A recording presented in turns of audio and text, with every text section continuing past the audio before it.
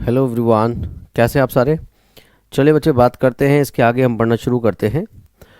तो in last class guys we started not started actually हमने कुछ कर लिया था, थोड़ा सा प्रोनाउन का पार्ट एक कर लिया था, राइट। प्रोनाउन को हमने काफ़ी देख लिया था। ये देखिए बच्चे, मैं आपको अभी तक सारे प्रोनाउंस, यानी मैं आपको बता चुका हूँ प्रोनाउंस क्या होते हैं, मैं आपको बता चुका हूँ प्रोनाउंस कितने होते हैं बच्चे। I've told you what a pronoun is, I've told you how many kinds are there, and बच्चे किस कैटेगरी में कौन से,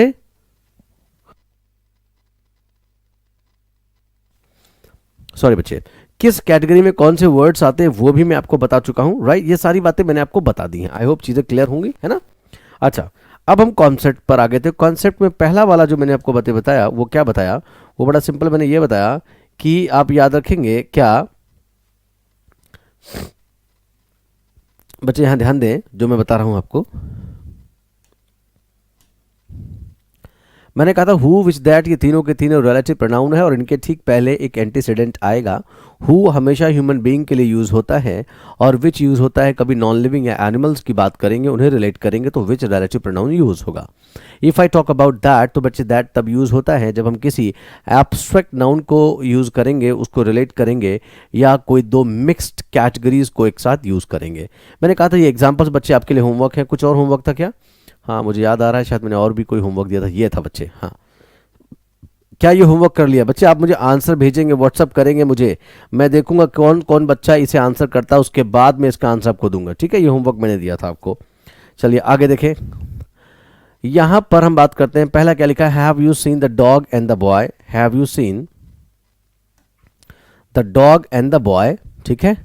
have you seen the dog and the boy. बच्चे डॉग क्या हो गया? एनिमल हो गया। क्या हो गया? एनिमल हो गया, है ना।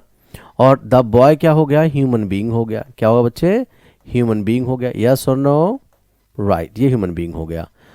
अब जब बात दो कैटेगरीज मिक्स्ड होती हैं तो उनके लिए बच्चे दैट नहीं, हु नहीं आता, क्या आएगा? दैट आएगा। यही मैंने आपको बताया था। See, don't go by spoken English.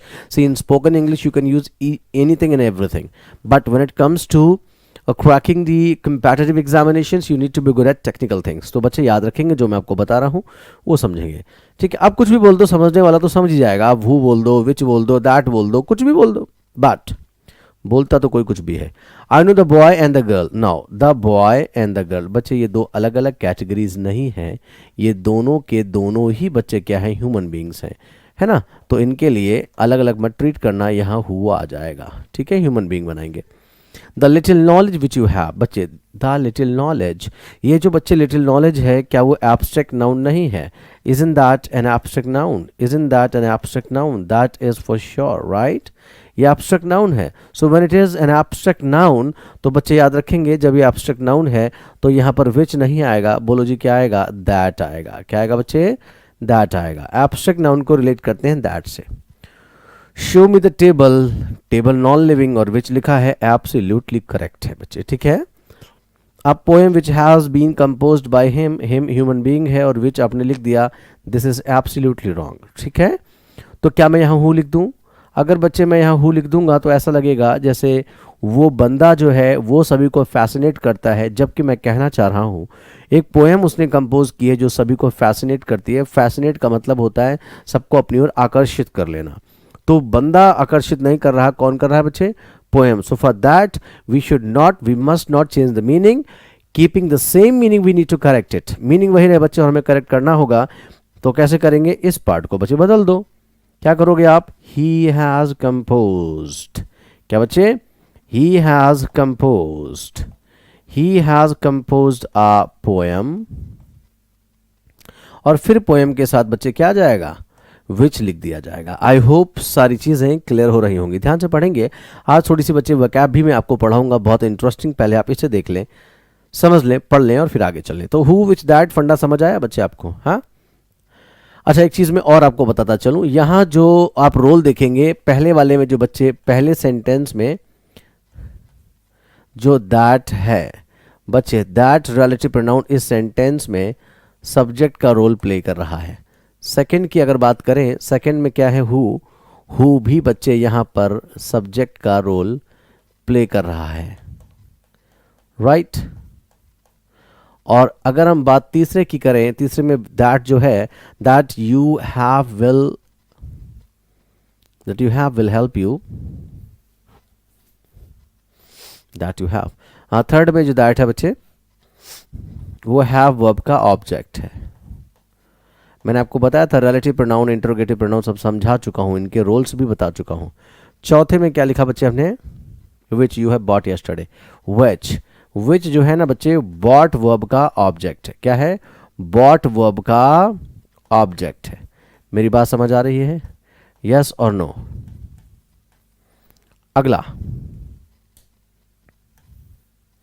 क्या लिखा है, show me the table which you bought yesterday, ये तो हो चुका है। अब poem which has been composed which fascinates, फिर से एक बार बच्चे, विच यहाँ लिखा हुआ है और आपको पता है विच यहाँ पर फैसिनेट वर्ब का क्या बन गया है, सब्जेक्ट बन गया। रूल्स भी जानने थोड़े से जरूरी हैं, ठीक है। चलिए आगे चलें, अगले पॉइंट को देखें। इसके बाद बच्चे में जो है आपको वकैब पढ़ाऊंगा थोड़ी सी, ठीक है। पॉइंट नंबर 2 की बात कर लेते हैं। रूल नंबर 2 समझ लो या पॉइंट नंबर 2 समझो, अब सारी चीजें आपको समझ आने लग जाएंगी। रूल नंबर 2 बच्चे, मैं 3 वर्ड्स यहां लिख रहा हूं, ध्यान से समझना। Who, whom, whose.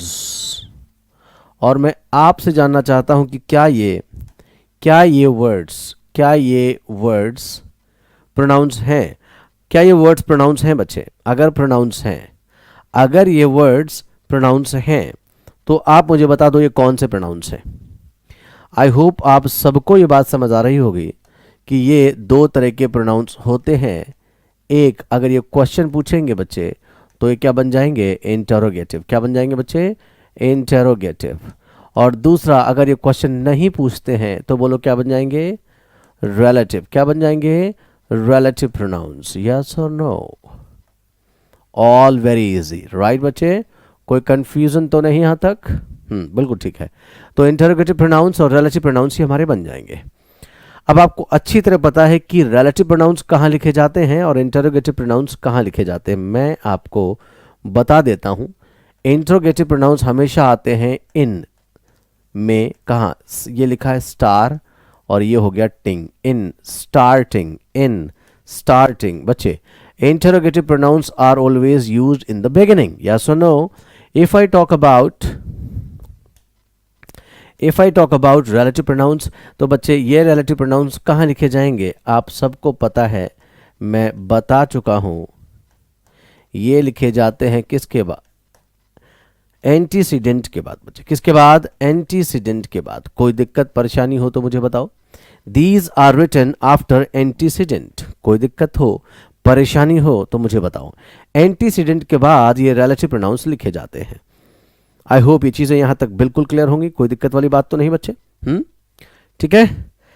अच्छा, एक चीज देखने और समझने वाली बच्चे ये है, मैंने कह दिया कि ठीक है ये तीनों ही एंटीसीडेंट के बाद लिखे जाएंगे, लेकिन तो फिर दिमाग में एक बात आती है, ठीक है मैं समझ गया कि ये एंटीसीडेंट के बाद लिखे जाते हैं, लेकिन अब क्वेश्चन दिमाग में आपके ये आना चाहिए कि आखिर कौन से एंटीसीडेंट्स, यानी ये किसे रिलेट करेंगे। पहली बात, मेरी बात एक समझ लो। पहली बात बच्चे, हु, हुम और हुज। मेरी बात को बहुत ध्यान से समझ लेना। फर्क इतना है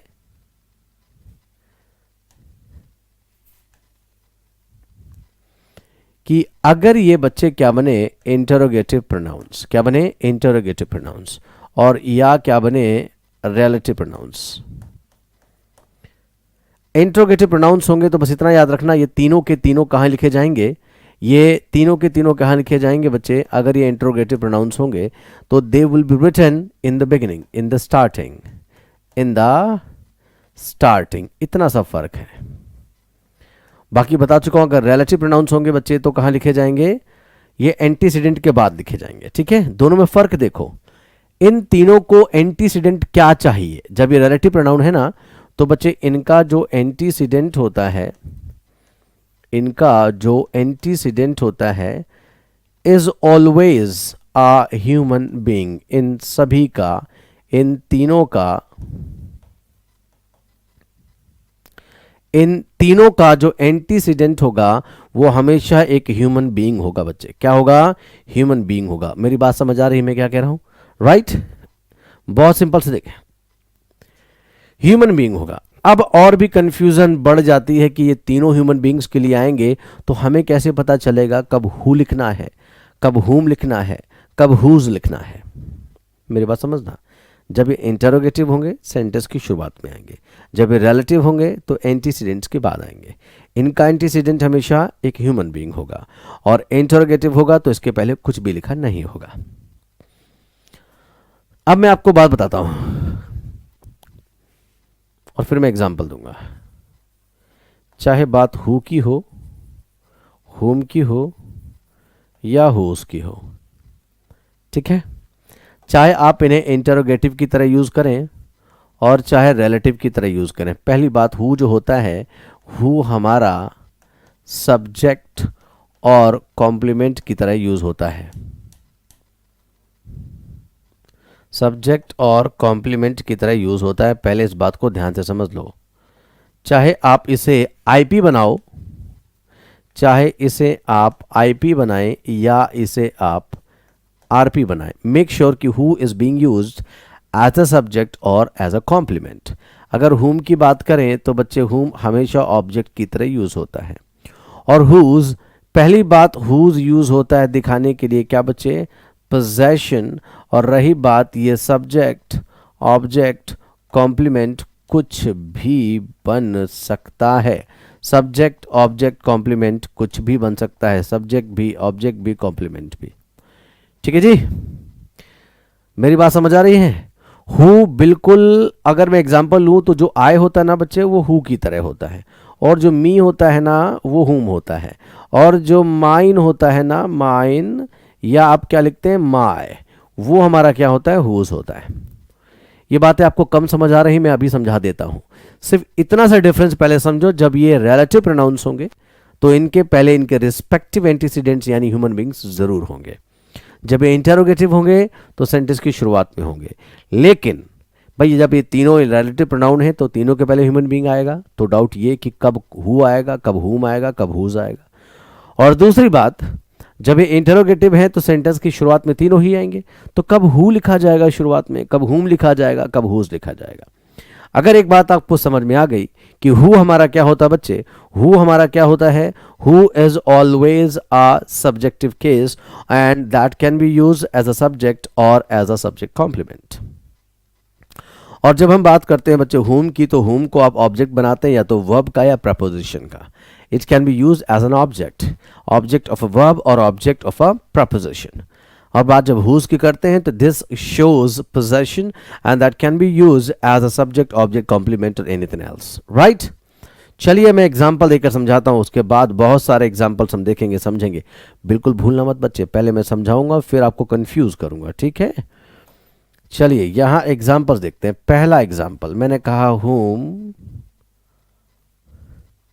एज टीचिंग देम, उन्हें कौन पढ़ा रहा है?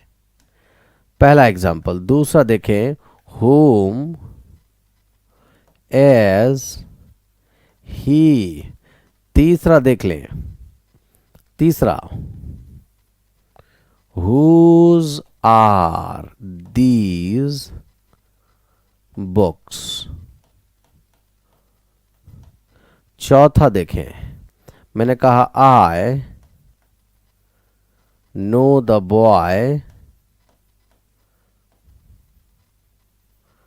whom was dancing there। पहले इजी एग्जाम्पल से कॉन्सेप्ट क्लियर करो बच्चे।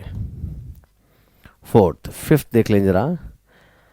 They have invited, they have invited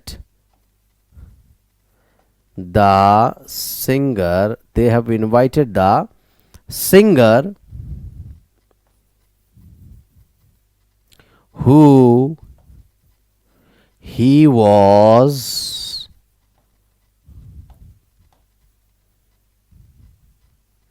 beating at the party।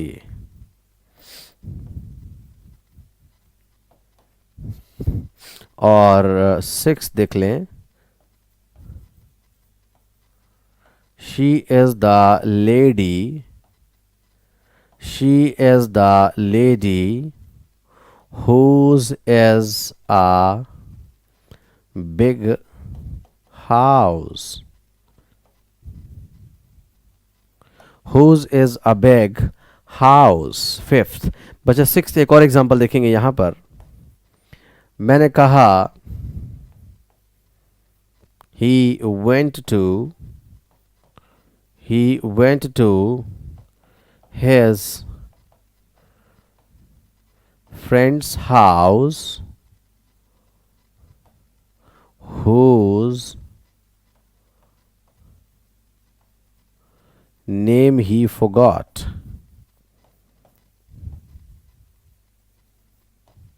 whose name he forgot। सबसे पहले देखो बच्चे, interrogative pronoun, interrogative pronoun, interrogative pronoun कैसे पता चला? लास्ट में क्वेश्चन मार्क है। अब हम देखेंगे कहाँ हु आएगा, कहाँ हुम आएगा, कहाँ हुज आएगा। हुम इज टीचिंग दैम, बच्चे याद रखेंगे देम तो इस वर्ब का ऑब्जेक्ट बना, तो भाई इस वर्ब को अपना सब्जेक्ट भी चाहिए होगा, इसलिए हुम नहीं बच्चे, क्या लिखेंगे आप? हु लिखेंगे। क्या लिखेंगे? Who is teaching them. अगला हुम इज ही, तो बच्चे याद रखें ही तो हमारा सब्जेक्ट हो गया और ये हमारी वर्ब हो गई, लेकिन यहाँ ये जो वर्ब है बच्चे, that is a non action verb. ये कैसी वर्ब है बच्चे? नॉन एक्शन वर्ब है। और नॉन एक्शन के साथ कभी ऑब्जेक्ट नहीं बच्चे। आप क्या लिखा करते हैं? You always write complement. तो मैंने आपको बताया कि सब्जेक्ट और सब्जेक्ट कॉम्प्लीमेंट दोनों ही सब्जेक्टिव केस में लिखे जाएंगे, यानी यहाँ भी हुम रॉन्ग हो गया, यहाँ हु लिखा जाएगा। ठीक है। Whose are these books, sentence absolutely correct. ये आर है नॉन एक्शन वर्ब, ये बच्चे कॉम्प्लीमेंट है। ठीक है। और दीज बुक्स हमारा क्या है? सब्जेक्ट है। मेरी बात समझ आ रही है? कोई दिक्कत तो नहीं? एक एग्जांपल बच्चे जरा यहाँ देख लो, छोटा सा एग्जांपल। जैसे मैंने कहा whom have they beaten, whom have they beaten। have हमारा क्या हो गया? Helping verb. beaten हमारी क्या हो गई? Main verb, right. और whom हमारा क्या बन गया बच्चे? सेंटेंस करेक्ट है। beaten हमारी एक ट्रांसिटिव वर्ब है, इसे क्या चाहिए? ऑब्जेक्ट। और ये बच्चे यहाँ पर क्या बन गया? ऑब्जेक्ट बन गया। ठीक है ना? बात समझ आ रही है? Subject, subject, complement, object. Subject देखें, सब्जेक्ट ऑब्जेक्ट की तरह हुम आ गया, कॉम्प्लीमेंट की तरह हुज आ गया। चाहे इंटरोगेटिव की तरह यूज करना या रिलेटिव की तरह यूज करना, फर्क इतना है जब आप रिलेटिव बनाएंगे बच्चे, यहाँ ये आरपी हो गया। आरपी के पहले चेक करना कि क्या उसका एंटीसीडेंट रिस्पेक्टिव है। यस, हुम talks about a human being, वो तो ठीक है, लेकिन बच्चे एक वर्ब ये है और इस वर्ब का ये हो गया सब्जेक्ट। यहाँ वॉज डूइंग भी तो वर्ब है और इस वर्ब का सब्जेक्ट क्या बच्चे? ये नहीं है, ये तो इस वर्ब का ऑब्जेक्ट है, इसका ऑब्जेक्ट, इसका सब्जेक्ट। अब तुम्हें इस वर्ब को जब ऑब्जेक्ट सब्जेक्ट देना है तो बच्चे हु लिखा जाएगा, यहाँ हुम रॉन्ग हो जाएगा। जब भी वर्ब एक्स्ट्रा हो, हु वॉज डांसिंग, मैं उस लड़के को जानता हूँ जो नाच रहा था, जो नाच रहा था, you need a subject. Subject की तरह हु यूज होता है बच्चे। मेरी बात समझ में आ गई? अगला, they have invited the singer who he was beating at the party. They have invited the singer who he was beating at the party. तो ध्यान से देखना, हु फिर से एक बार पहचानो कौन सा है? Relative pronoun. क्या है बच्चे? Relative pronoun. द सिंगर हमारा एंटीसीडेंट हो गया। हैव इन्वाइटेड वर्ब का सब्जेक्ट, दे हो गया। आगे देखो, ही वॉज बीटिंग वर्ब का सब्जेक्ट, ही हो गया, ये वर्ब हो गई, वो सब्जेक्ट हो गया। अब तुम्हें क्या चाहिए बच्चे? याद रखें, सब्जेक्ट नहीं बल्कि आपको क्या चाहिए? ऑब्जेक्ट चाहिए। यहाँ हुम लिखा जाएगा क्योंकि बीटिंग ट्रांसिटिव वर्ब, यहाँ भी बताया मैंने। यहाँ देखो बच्चे, ये भी बताया ट्रांसिटिव वर्ब है। उस ट्रांसिटिव वर्ब को ऑब्जेक्ट चाहिए तो अपने ऑब्जेक्ट की तरह हुम यूज करना होता है बच्चे, यहाँ हुम आ जाएगा। मेरी बात समझ आ रही है नहीं? She is the lady whose is a big house, वह एक महिला है, वह एक महिला है। सब्जेक्ट ये हो गया, वर्ब ये हो गई। हुज बच्चे क्या है? आरपी है। इसके पहले क्या आता है? ह्यूमन बीइंग है। क्या है? बिल्कुल है। यहाँ पर इस वर्ब का ये सब्जेक्ट है। तो बच्चे अलग अलग रोल्स वो प्ले करते हैं, अलग अलग रोल्स प्ले करते हैं, इस बात को आप ध्यान से समझना और फिर हम आगे चलते हैं, ठीक है ना। एक एक चीज़ देखते हुए चलेंगे बच्चे, कोई दिक्कत परेशानी तो नहीं यहाँ तक, है ना। चलिए एग्जाम्पल देखें। He went to his friends house, ये एग्जाम में आया था, मैं इसे पार्ट में डिवाइड करता हूँ। मैंने कहा ये बच्चे ए पार्ट हो गया, है ना, ये हमारा जो है बी पार्ट हो गया, ये सी और ये डी पार्ट हो गया। अगर आपको लगता है कि सेंटेंस में कोई एरर नहीं है तो आंसर कौन सा हो जाएगा, नो एरर, डी पार्ट। लेकिन he went to his friends house whose name he forgot, whose यहाँ क्या है बच्चे, रिलेटिव प्रोनाउन, और relative pronoun who, whom, whose अपने पहले हाउस नॉन लिविंग नहीं लेते, they always take a human being. तो पार्ट रॉन्ग कौन सा हो गया बच्चे, बी। तो अब करेंगे क्या, हाँ यहाँ दोनों बातें हो सकती है, क्या पता वो जिस दोस्त के घर गया उस दोस्त का नाम भूल गया, उस दोस्त का नाम भूल गया, और ऐसा भी हो सकता है कि जो उस दोस्त के घर गया उस दोस्त का तो नाम याद है लेकिन उसकी बिल्डिंग, उसके घर का नाम भूल गया, सीता भवन, गीता भवन, राम भवन, है ना। तो दोनों बातें हो सकती हैं। फिलहाल पार्ट रॉन्ग कौन सा है बच्चे, बी है। आप इसे दो तरह से करेक्ट कर सकते हैं, आप अगर चाहें तो इसे दो तरह से करेक्ट कर सकते हैं। जरा ध्यान से देखना, समझना जो मैं कहना चाह रहा हूं, आप इसे दो तरह से करेक्ट कर सकते हैं जो मैं कहना चाहता हूं, ठीक है। आप इसे दो तरह से करेक्ट कर सकते हैं बच्चे। मेरी बात समझ आ रही है सभी को, कोई दिक्कत परेशानी तो नहीं। ओहो डाक, ये तो कलर दिखेगा ही नहीं शायद, एक बार देखूं मैं लिख के।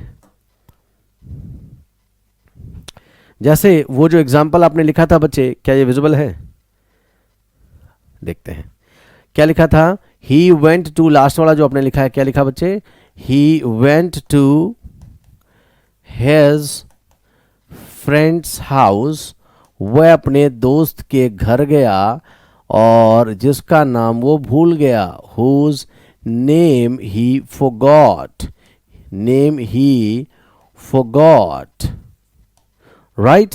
ही went to his friends house whose name he forgot. Let me see if that is visible. क्या ये विजिबल है बच्चे, बिल्कुल विजिबल है। चलिए ये एग्जांपल देख लो, उसके बाद कलर में चेंज कर दूंगा, कोई इशू नहीं है बच्चे, ठीक है। अब देखो, तो मैंने कहा था ये हमारा ए पार्ट था, ये हमारा बी पार्ट था, ये सी और ये क्या था, डी पार्ट था। पार्ट रॉन्ग कौन सा हो गया, मैंने बता दिया, पार्ट रॉन्ग हो गया बी। क्यों रॉन्ग हो गया, समझ आया बच्चे, क्यों रॉन्ग हो गया, क्योंकि हुज के पहले अपने हाउस लिखा हुआ है। अब क्योंकि इसके दो मीनिंग्स निकल सकते हैं तो there could be two possible corrections, इसके दो करेक्शंस भी हो सकते हैं। कौन कौन से, मैं बताता हूं। पहला ये हो सकता है कि ही वेंट टू, क्या हो सकता है बच्चे, he went to his friends house, he went to his friends house, the name of which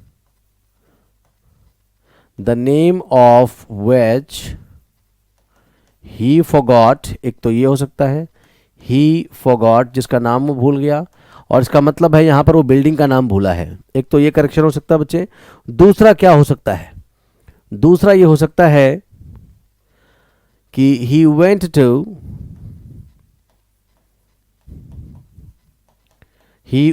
to the house of his friend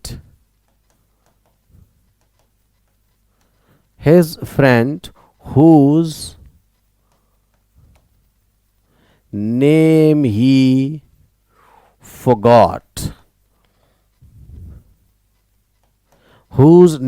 forgot, अब देखो अगर आप ध्यान से तो ये चल जाएगा, क्योंकि his friend एक क्या हो गया बच्चे, that's a human being, right। और इसके साथ ये ओके है, और यहाँ पर जब आपने हाउस लिखा तो हाउस के साथ हुज नहीं लिखा। ये हम कर सकते हैं, there are two possible corrections. फिलहाल पार्ट बी रॉन्ग था बच्चे, पार्ट बी रॉन्ग था, ये बात आपको समझ आ गई। लेकिन करेक्शन कैसे होगा ये डिपेंड करता है एग्जाम में ऑप्शंस आपको क्या मिलते हैं। अगले पेज में पर पढ़ते हैं बच्चे, जरा कलर चेंज कर, इसमें शायद कम दिख रहा है आपको। चलिए मेरी बात समझ आ रही है, या मैं इसमें ही कर लेता हूं। चलिए अच्छा, अब मैं आपको बहुत सारे एग्जांपल्स दूंगा बच्चे, बहुत सारे एग्जांपल्स। दो बातें याद रखना, क्या, अगर वो इंटरोगेटिव प्रोनाउन है तो लास्ट में क्वेश्चन मार्क होगा, और फिर भी आपको ये चेक करना होगा कि हु लिखें, हुम लिखें या हुज लिखें। Who only when you want to write a subject और a complement, whom is written only when you need an object, whose can play any of these roles, subject, object, complement, preposition, object, anything. मेरी बात समझ आ रही है? अच्छा, if you are using them as relative pronouns, तो सबसे पहला काम उनके एंटीसीडेंट्स को ढूंढना, और उसके बाद बच्चे आप क्या करोगे, आप देखोगे कि वो एंटीसीडेंट आप देख लिया, उसके बाद आप देखोगे कि जो रिलेटिव प्रोनाउन आप यूज कर रहे हैं क्या वो वही रोल प्ले कर रहा है जिसकी आपको जरूरत है सेंटेंस में. सब्जेक्ट बनाना है, ऑब्जेक्ट कॉम्प्लीमेंट बनाना है, सब्जेक्ट या कॉम्प्लीमेंट बनाना है तो हु ले लेना. अगर आपको ऑब्जेक्ट बनाना है उस रिलेटिव प्रोनाउन को तो हुम लिया जाएगा, और अगर आप हुज लेते हैं तो पोजेशन दिखाएंगे, और पोजेशन दिखाने के साथ साथ कुछ भी उसे बना देंगे. बच्चे मैं बहुत सारे एग्जांपल्स लिख रहा हूं, जरा मेरे साथ आप लिखेंगे और फिर मिलकर करेक्ट करेंगे. पहला मैंने कहा who do you think, who do you think will win this time, will win this time. Who do you think will win this time? ठीक है बच्चे. अगला देख लें, मैंने क्या कहा, मैंने कहा who are they supporting this time, who are they supporting this time. बहुत सारे एग्जाम्पल्स को ध्यान से समझना. This time. अगला अगला मैंने कहा whose is those books.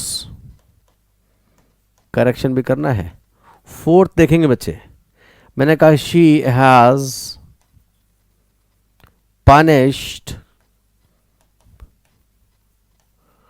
a boy whom she thought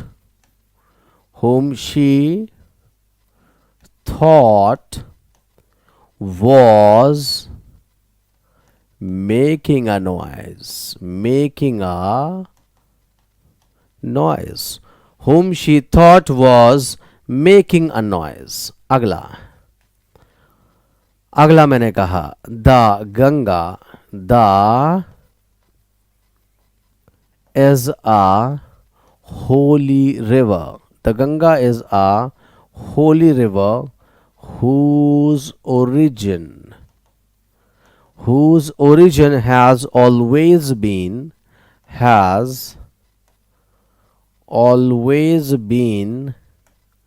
a matter of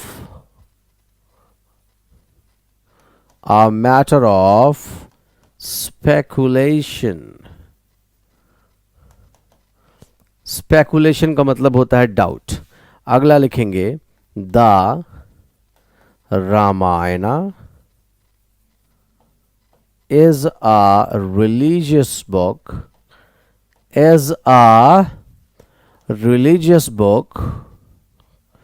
whose name is known to every citizen of India. Every citizen of India. Right. Sixth example बच्चे ध्यान से देखेंगे. अगला देखेंगे मैंने क्या लिखा, बहुत ध्यान से. मैंने कहा this is the hotel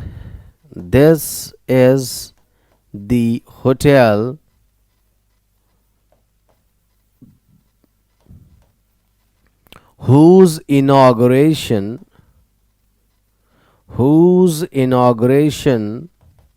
was done by the Prime Minister. Whose inauguration was done by the Prime Minister. अगला नेक्स्ट.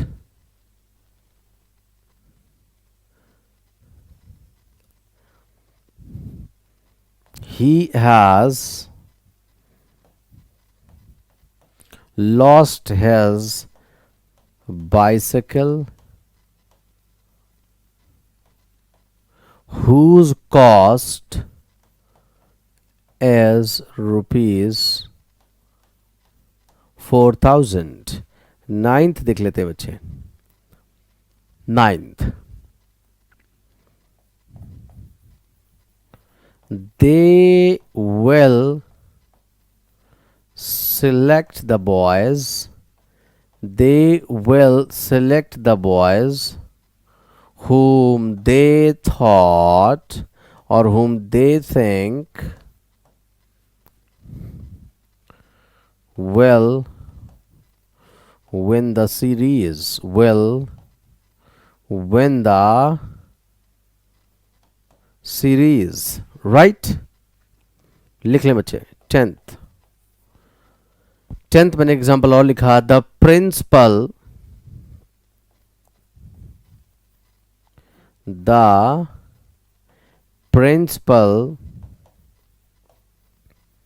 has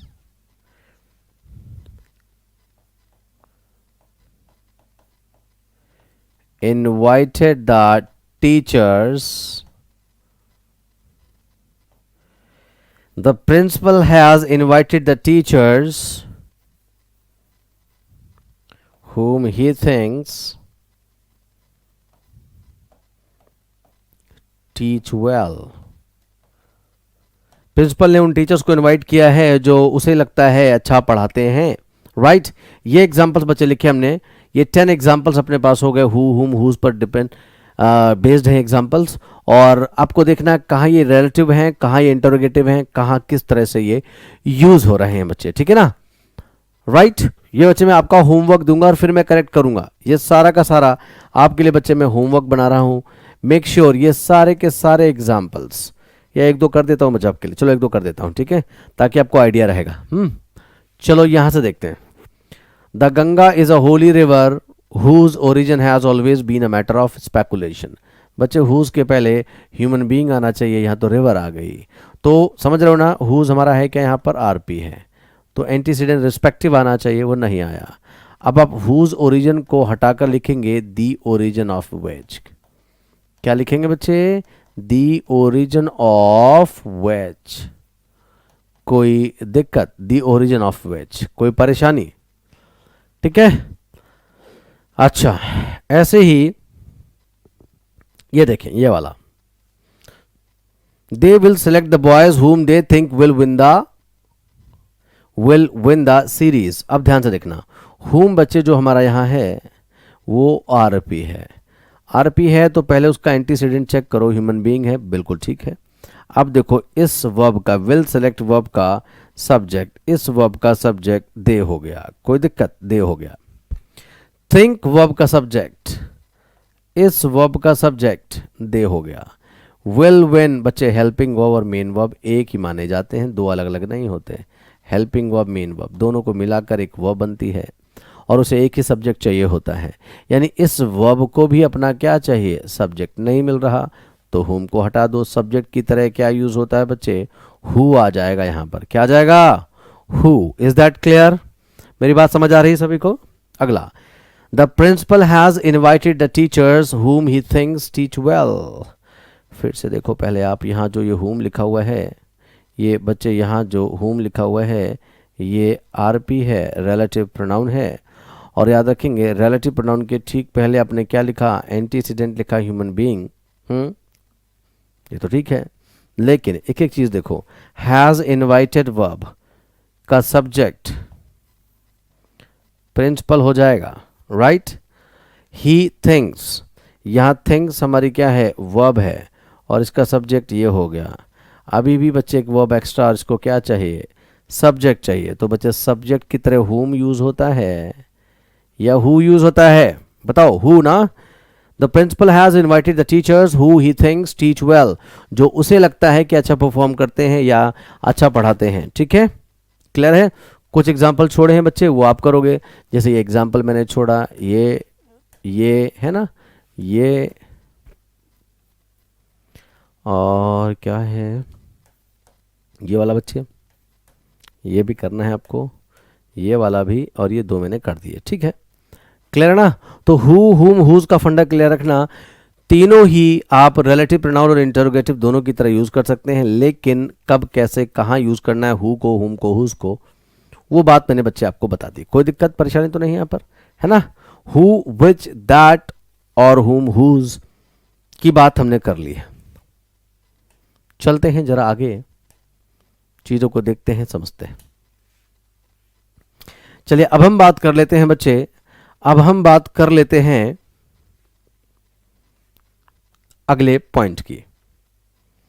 पहला दूसरा 2 पॉइंट हो गए ना, तीसरे की बात करते हैं बच्चे। ध्यान से देखें, पॉइंट नंबर 3, या आप यूं कह लें कि रूल नंबर 3। ध्यान से देखें, रूल नंबर 3 क्या कहता है, उसे देखें बच्चे। अभी तक हमने एक चीज पढ़ी है कि हम हमेशा क्या लिखते हैं बच्चे, एंटीसीडेंट लिखते हैं। कहाँ, बोलो कहाँ लिखा जाता है एंटीसीडेंट? रिलेटिव प्रोनाउंस के पहले, है ना, रिलेटिव प्रोनाउंस के पहले। बट रिमेंबर गाइस, व्हाट एक ऐसा रिलेटिव प्रोनाउन है, व्हाट एक ऐसा आरपी है कि इसके पहले आप कोई एंटीसीडेंट नहीं लिख सकते। You can't right any antecedent before it, ठीक है ना। जब व्हाट हमारा रिलेटिव प्रोनाउन होगा तो रिमेंबर, ये रिलेटिव प्रोनाउन जब होगा तो इसके पहले कोई भी एंटीसीडेंट नहीं लिखा जाएगा। कहीं ना कहीं, अब मैं आपको नहीं बता रहा बट आपको पता चल गया होगा जब सारे काइंड्स आपको पता हैं। अभी उतनी देर से मैंने स्टार्टिंग की आज की क्लास की, I have been talking about only relative pronouns, because now I don't have to tell you what I'm teaching, what kinds are being taught, right? Because now you guys know the kinds, और आपको अच्छी तरह पता है कि words किस category में आते हैं, किस तरह के काइंड्स हैं, आपको खुद ब खुद पता है, उनका फंक्शन पता है, सारी बातें। चलिए कुछ एग्जांपल्स देखते हैं, और रटना नहीं पड़ेगा, वहीं से क्लियर हो जाएगा कि आखिर ऐसा क्यों भाई, क्यों ऐसा होता है, वो मैं आपको बताता हूं बच्चे, ठीक है। देखो एग्जाम्पल देखो जरा, पहला एग्जाम्पल मैं आपको देता हूं, बहुत सारे। मैंने कहा आई know the things what you want to share with me, share with me, right? second मैंने कहा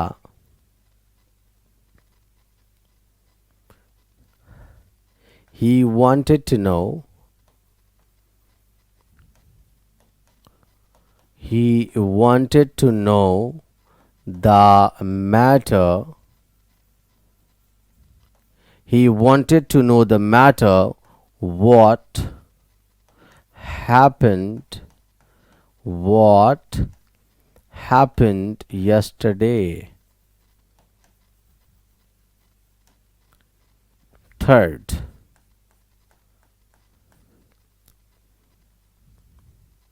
मैंने कहा, ये एग्जाम में आया बच्चे, मेंस में लिखा था, the thing what attracted, the thing what attracted him towards her was her simplicity, was her simplicity. Next, do not share anything what your friend has told you, what your friend has told you, right बच्चे। एक और देखो,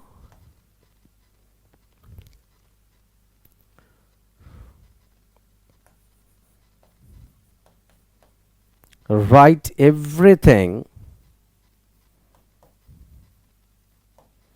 what your teacher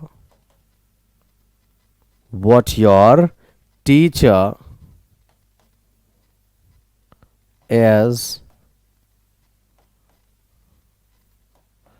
teaching in the class, teaching in the class, right? और एक और देख लें,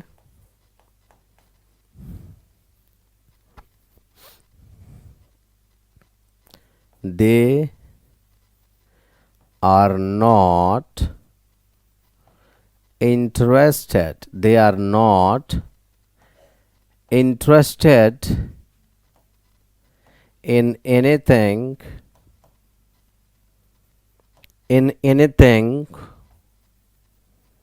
what was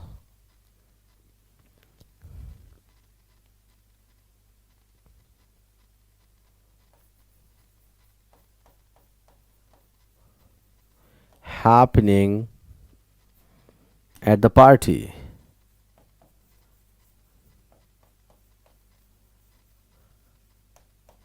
right बहुत ध्यान से देखेंगे और एग्जाम्पल देखें, फिर हम चलते हैं आगे। एक एक चीज़ को बच्चे बड़ा ध्यान से नोट कर लो और फिर मैं एक्सप्लेन करता हुआ चलता हूँ, ठीक है। पार्ट्स में डिवाइड कर दूंगा जिस तरह से एग्जाम में आता है और चीज़ें देखनी होंगी। I know the things what you want to share with me, ठीक है। तो यहाँ मैंने कह दिया, अगर मैं पार्ट्स में डिवाइड कर दूँ और मैंने कहा कि बच्चे ये ए पार्ट है, ये बी पार्ट है, सी और डी पार्ट है,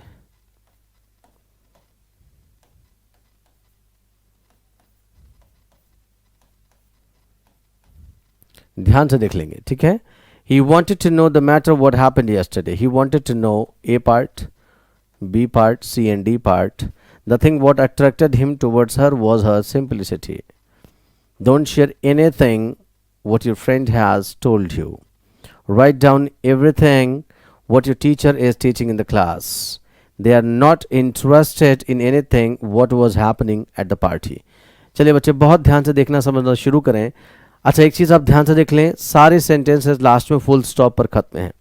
तो one thing is for sure that what that is being used in all these sentences is a relative pronoun, that's not an interrogative pronoun. Had it been an interrogative pronoun, we would have used question mark at the end, right? Are we using? No, we are not. That simply means what in every sentence is a relative pronoun. And when I say relative pronoun, what is a unique relative pronoun that does not take any antecedent before it. So make sure the noun or the pronoun that you're writing before the relative pronoun what has to be removed is going to be removed by you, ठीक है। आप उसे remove कर देंगे, picture से बच्चे हटा देंगे। This is what we need to think, this is what we need to understand. मेरी बात समझ आ रही है?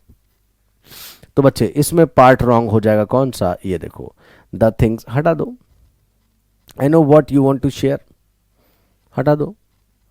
हालांकि दोनों बातें हैं बच्चे, आप अगर इसे हटा दें तो इसे रख लें, और अगर आप इसे हटाना चाहते हैं तो आप इसे रख सकते हैं। I know the thing you want to share with me भी करेक्ट होगा, and I know what you want to share with me भी करेक्ट होगा। You wanted to know the matter what happened yesterday, the matter what, समझ गए ना। इसे लिखो तो इसे हटा दो, इसे लिख लो तो इसे हटा दो, right.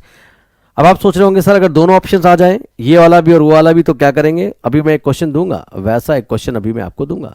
The thing what attracted him towards her was a simplicity. तो बच्चे ये देखें, द थिंग और ये व्हाट, तो पार्ट रॉन्ग कौन सा हो गया? ए।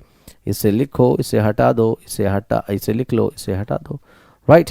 Don't share anything, anything what हमारा रिलेटिव प्रोनाउन है। Right it, remove it, right it, remove it. इसे लिखो, उसे हटाओ, उसे लिखो, इसे हटाओ। मेरी बात समझ में आ रही है?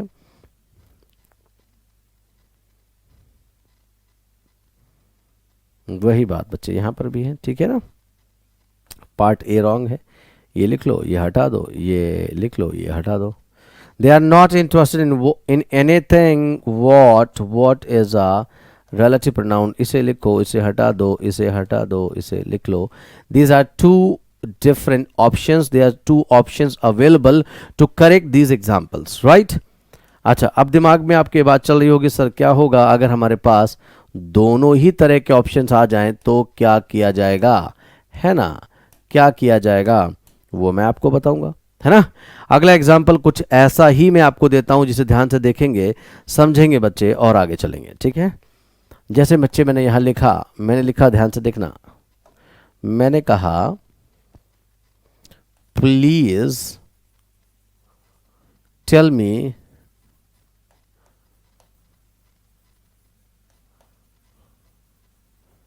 एवरीथिंग, ओह मी तो हटा दिया आपने, please tell me everything what he has told you, what he has told you। Sentence wrong है और ये पार्ट मैंने अंडरलाइन किया। ओहो, फिर मैंने मिस किया यहां पर।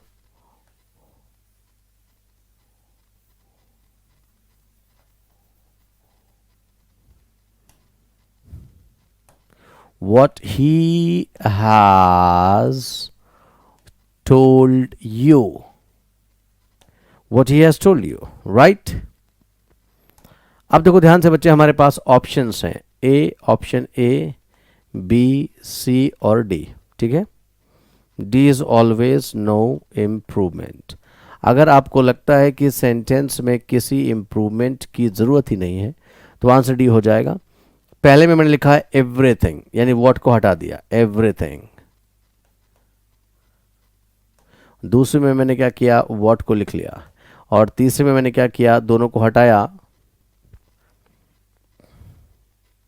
दोनों को हटाकर व्हिच लिख दिया। कौन सा ऑप्शन बच्चे इसमें करेक्ट होगा? यही पार्ट फिर से एक बार अंडरलाइंड है और ये ऑप्शंस मैं आपको दे रहा हूं, ठीक है। एक में लिखा है हाउ, दोनों को हटाकर हाउ, व्हिच, एवरीथिंग और चौथा इज ऑलवेज नो इम्प्रूवमेंट। कोशिश करो गैस करने की कि यहां क्या होना चाहिए। पहला एग्जाम्पल था बच्चे, एक और एग्जाम्पल ऐसा ही मैं आपको परेशान करने वाला देता हूं। एक और ऐसा ही एग्जाम्पल मैं यहां देता हूं। मैंने कहा I want to know, I want to no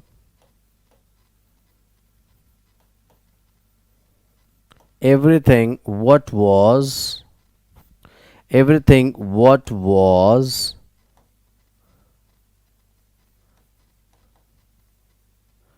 troubling them, what was troubling them। और ये बच्चे मैंने अंडरलाइन कर दिया, ठीक है।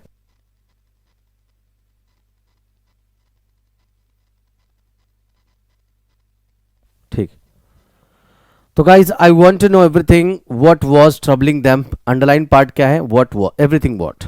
ऑप्शन ए, बी, सी और D. D is always no improvement. ये बच्चे हमेशा क्या है, नो इम्प्रूवमेंट, ठीक है, नो इम्प्रूवमेंट है।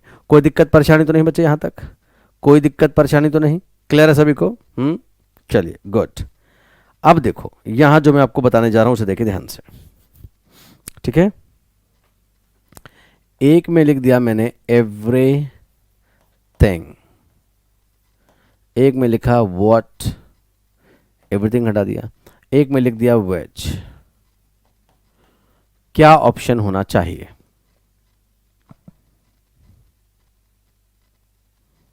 ठीक है,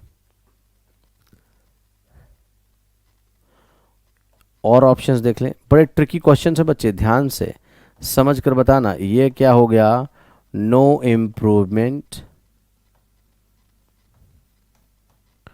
ठीक है।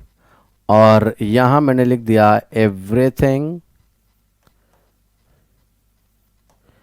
How, everything that, everything that. जितनी तरह से एग्जामिनर आपको पजल कर सकता है वो सारे तरीके, वो सारी चालें मैं आपको बता दूंगा, सिखा दूंगा, फिर कोई दिक्कत नहीं रह जानी है। ध्यान से देख लें। अब मुझे बताएं बच्चे इसमें क्या सही और क्या गलत है। हाँ, ध्यान से देखेंगे। I want to know everything what was troubling them. पहला, please tell me everything what he has told you. मैंने आपको बताया था बच्चे, आप इसे रख लें तो इसे हटा दें, या इसे हटा दें तो इसे रख लें। ऐसे ऑप्शंस देख लो, एवरीथिंग रख सकते हैं, व्हाट को हटा सकते हैं। और वैसे भी हम लेफ़्ट टू राइट चलते हैं बच्चे, क्या होते हैं, लेफ़्ट टू राइट, है ना। सपोज मैं कहता ये हमारा ए पार्ट है, मैं कहता ये ए पार्ट है, ये बी पार्ट है और ये सी पार्ट है, फिर डी पार्ट है, तो पार्ट रॉन्ग सी हो जाता। मतलब हाँ जी हाँ, हम लेफ़्ट टू राइट चलेंगे, व्हाट को ड्रॉप करेंगे।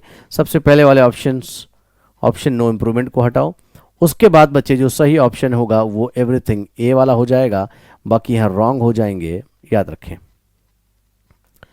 क्यों? क्योंकि लेफ्ट टू राइट वाला पैटर्न है। अगला देखो, हाउ बच्चे कोई भी प्रोनाउन नहीं होता तो भूल जाओ, है ना। विच का कोई मतलब नहीं बनता, हम किसी नॉन लिविंग को रिलेट नहीं कर रहे हैं। अब हम व्हाट को हटा सकते हैं अगर हमारे पास ऑप्शन ही नहीं है। मेरी बात समझ में आ रही है? अगर हमारे पास ऑप्शन ही नहीं है तो नो डाउट फिर से एक बार एवरीथिंग आंसर हो गया। बट अगर यहां ऐसा लिखा होता, यहां हाउ लिखा होता, यहां विच लिखा होता, यहां व्हाट लिखा होता, यहां नो इम्प्रूवमेंट लिखा होता, तो आपको पता है कि नो इम्प्रूवमेंट पहले रॉन्ग है, हाउ प्रोनाउन होता ही नहीं, पहले हटा दो, विच नॉन लिविंग की बात नहीं हो रही, एवरीथिंग नहीं है, तब भी व्हाट सही हो जाता बच्चे। बहुत कुछ डिपेंड करता है ऑप्शंस पर, बहुत कुछ डिपेंड करता है बच्चे ऑप्शंस पर कि हमारे ऑप्शंस कैसे हैं। मेरी बात समझ आ रही है? हमारे ऑप्शंस कैसे हैं, इस पर बहुत कुछ डिपेंड करता है मेरे बच्चे। ठीक है, कोई दिक्कत परेशानी तो नहीं यहाँ तक, है ना। बहुत ध्यान से देखेंगे, समझेंगे और आगे चलेंगे, बहुत ही ध्यान से। अब यहाँ आ जाओ, आई वॉन्ट टू नो, ये बड़ा ही ट्रिकी क्वेश्चन है बच्चे। यहाँ क्या कहना चाहोगे आप? हमारे पास एवरीथिंग का ऑप्शन भी है, हमारे पास व्हाट का ऑप्शन भी है, और नो इम्प्रूवमेंट तो फिलहाल मैं हटा ही देता हूँ, नो इम्प्रूवमेंट तो दोनों में ही गलत है। अब बताएं इन दोनों में कौन सा हो सकता है? क्या करूं बच्चे, लेफ्ट टू राइट चलूं यानी व्हाट को हटा दूं, I want to know everything was troubling him? बच्चे ना, आप याद रखेंगे, तुम्हें सेपरेट, इस वर्ब के लिए सेपरेट आपको एक सब्जेक्ट चाहिए होगा, और ऐसा कोई भी वर्ड जो किसी और का, यहां पर आई के साथ नो और एवरीथिंग जो आपने लिखा वो इसका ऑब्जेक्ट है, जो इसका ऑब्जेक्ट है वो आगे जाकर सब्जेक्ट नहीं बन सकता।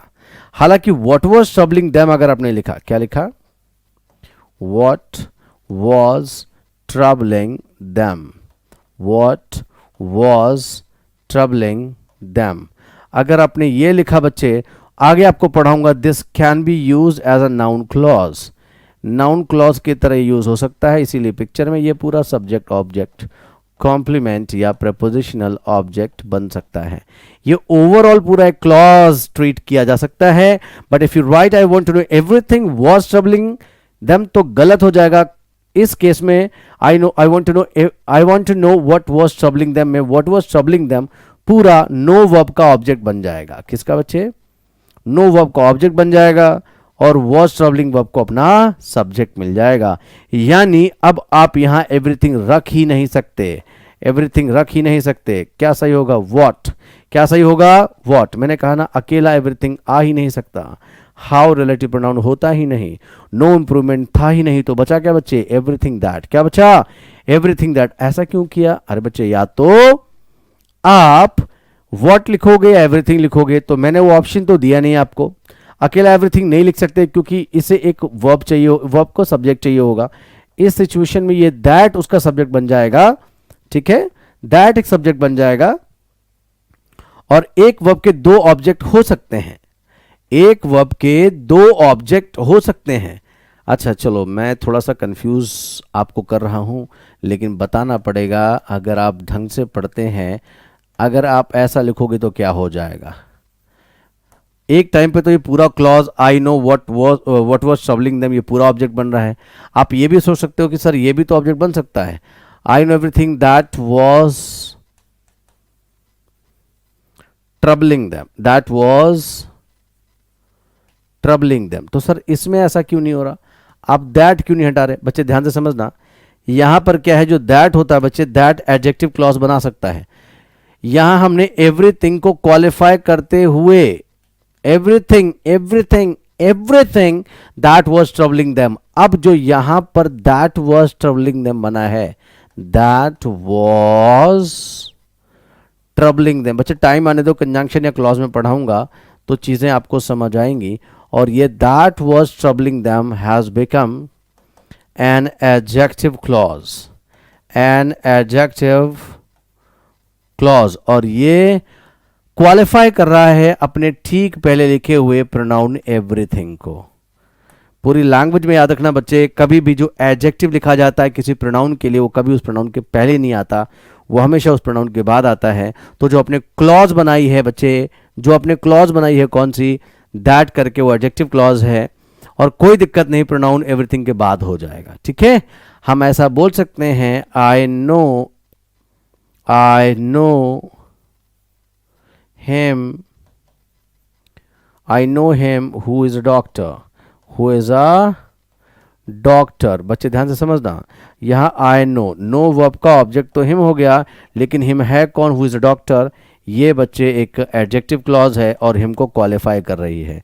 बिल्कुल ऐसा ही ऊपर हो जाएगा, I know everything that was troubling them. मेरी बात समझ आ रही है सभी को, कोई दिक्कत तो नहीं?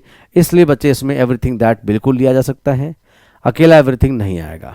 याद रखना, इन फैक्ट इन शॉर्ट मैं आपको बता देता हूं, अगर बच्चे आपके पास रिलेटिव प्रोनाउन के ठीक बाद वर्ब है तो उस केस में रिलेटिव प्रोनाउन ड्रॉप नहीं हो सकता, या तो एंटीसीडेंट हटा दो या एक दूसरा रिलेटिव प्रोनाउन लाओ, मतलब लाना पड़ेगा। देखो इसलिए हमने व्हाट लिया था, क्योंकि रिलेटिव प्रोनाउन ही इंडिपेंडेंटली अगर वहां आएगा तो वो बनकर क्या बन जाएगा, पूरा या तो ऑब्जेक्ट क्लास बन जाएगा, राइट। व्हाट नहीं हटा सकते, अगर वर्ब है व्हाट के बाद तो आप व्हाट को नहीं हटा सकते, इतना समझ लो आप। यहां तक बात क्लियर हुई? कोई दिक्कत परेशानी हो तो बच्चे मुझे बताओ, यहां तक कोई भी दिक्कत परेशानी किसी भी पॉइंट में तो मुझे बता दो, समझाओ, और फिर हम आगे चलें।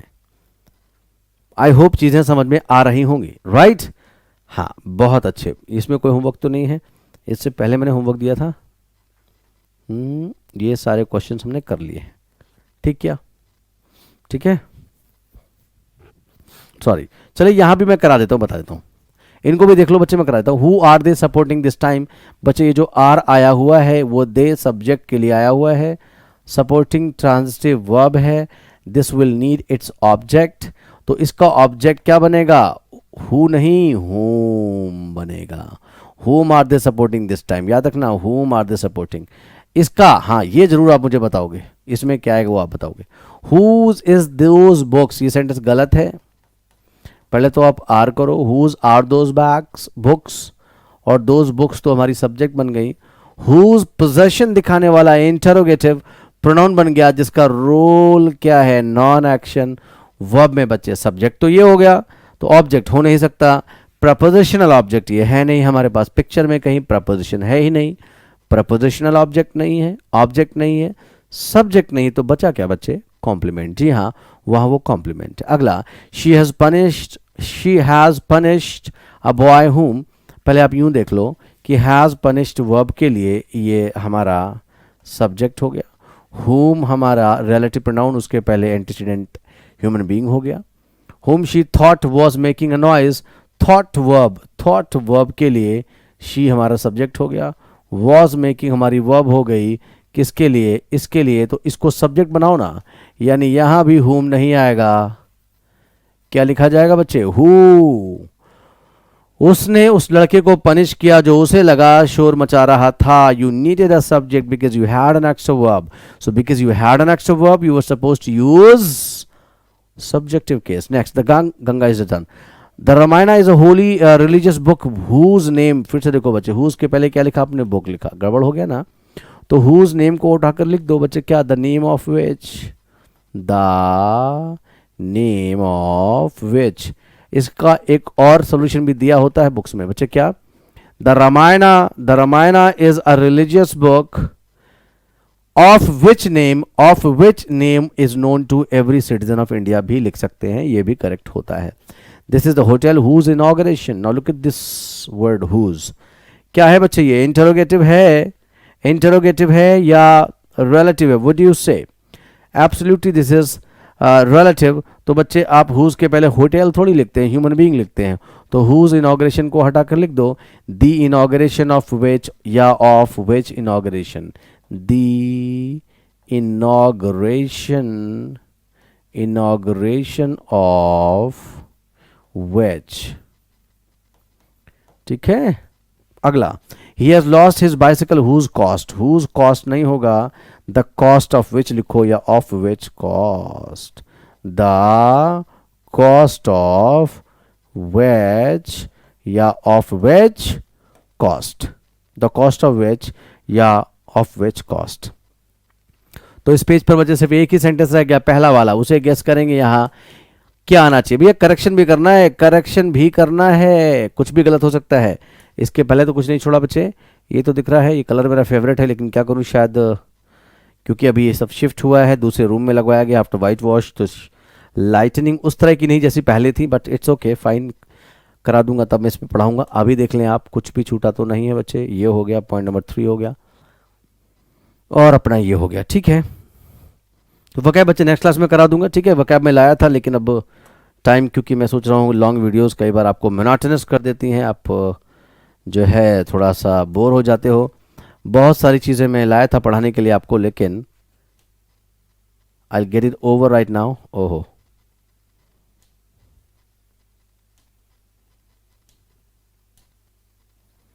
ये कई वर्ड्स थे, और कई वर्ड्स के बाद बच्चे फिर इडियम्स थे अपने पास। To stir up a hornet's nest, ये इडियम था। To pull a long face, बहुत सारे इडियम्स थे बच्चे, वे लॉट ऑफ इडियम्स। कोई इशू नहीं, नेक्स्ट क्लास में प्रिंटेड तो ही अपने पास है सारा कुछ, मैं करा दूंगा। We have 30 idioms I was suppose to teach, I was planning, I was about to teach, but that's okay. I'll take care of these things. I'll teach these idioms in the next class. वो words और ये idioms बच्चे मैं next class में आपको पढ़ा दूंगा, और बहुत इंपॉर्टेंट हैं, एग्जाम में आए हुए हैं, ठीक है बच्चे, कोई दिक्कत तो नहीं। चलिए फिर आज के लिए मैं इतना बच्चे काफ़ी रखूंगा, कल फिर मिलेंगे नेक्स्ट क्लास में। The classes would be regular, you will keep getting the videos on time. Bye bye, take care, catch you in the next class, till then stay safe, stay healthy, bye bye.